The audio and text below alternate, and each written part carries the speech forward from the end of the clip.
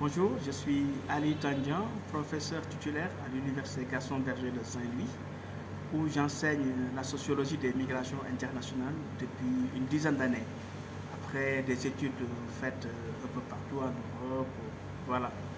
Donc vous êtes sur un site qui s'appelle Les Panafricaines, un site dédié à l'information exclusive sur du continent africain. Là aujourd'hui on est à Saint-Louis. Est-ce que vous pouvez nous parler de votre ville? Comment il a vécu d'abord le Covid? Et bienvenue à Saint-Louis, une ville qui a connu des moments pénibles comme un peu partout à cause de la pandémie Covid qui a eu des impacts pluriels en termes de quotidienneté des populations, mais des impacts surtout au niveau des activités économiques. Vous savez, Saint-Louis, c'est un espace qui accueille beaucoup de populations. D'abord parce qu'il y a l'université, mais de tradition, Saint-Louis, c'est une capitale qui est au cœur des croisements de population au nord du Sénégal.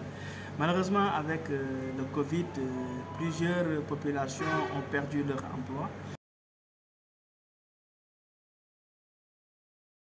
Aujourd'hui, comme vous le savez, avec les eaux de mer qui sont devenues de plus en plus chaudes, il y a malheureusement de moins en moins de poissons au niveau des côtes sénégalaises. Et du coup, les bandes halieutiques qui étaient sur les côtes sénégalaises étaient obligées de se déplacer. Et malheureusement, ces populations sont obligées d'aller vers des territoires plus lointains pour pouvoir trouver du poisson. Malheureusement, aujourd'hui, dans un contexte de crise mondiale, il est devenu de plus en plus cher le prix du carburant. Et du coup, ces populations ont de moins en moins de moyens pour pouvoir aller vers d'autres espaces lointains et trouver du poisson. Malheureusement, aujourd'hui, avec le changement climatique, le maraîchage est affecté et ces populations n'arrivent plus à réaliser leurs vœux et se matérialiser. Du coup, la migration s'offre comme étant une opportunité pour nombre de ces populations qui sont obligées de partir. Aujourd'hui, nombreuses sont les populations saint-louisiennes qui sont obligés de partir, même si à côté, Saint-Louis continue à accueillir des populations qu'on appelle les migrants de l'intérieur. Et malheureusement, avec cette question du changement climatique, il faut en rajouter d'autres. D'autres, par exemple, aujourd'hui, une bonne partie de ces écoles au niveau de Saint-Louis sont affectées par le changement climatique. Aujourd'hui, combien sont ces infrastructures scolaires qui sont affectées? On a vu des écoles qui s'affaissent, on a vu des salles de classe qui s'affaissent. Malheureusement, avec cette situation, une présence des enfants dans les écoles reste de moins en moins présente.